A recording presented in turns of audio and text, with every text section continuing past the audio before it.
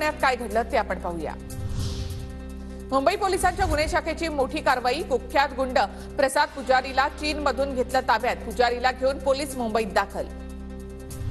रविवारी होळी आणि मेगा ब्लॉकमुळे मुंबईकरांचे हाल होणार। मध्य आणि हार्बर मार्गावर अपडाऊन मार्गावर सकाळी 11 ते 4 वाजेपर्यंत ब्लॉक असेल। रेल्वे स्थानकामधील प्रसाधनगृहामध्ये आता QR कोड स्कॅनची सुविधा।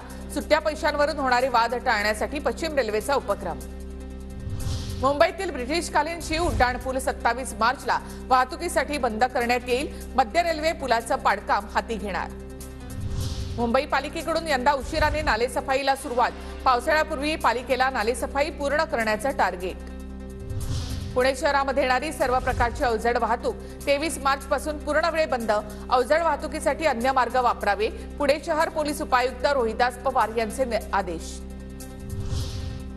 पुण्याच्या कोथरूडमधील मोनोरेल प्रकल्प होणार नाही। प्रकल्पामुळे होणारी झाडांची कत्तल थांबणार।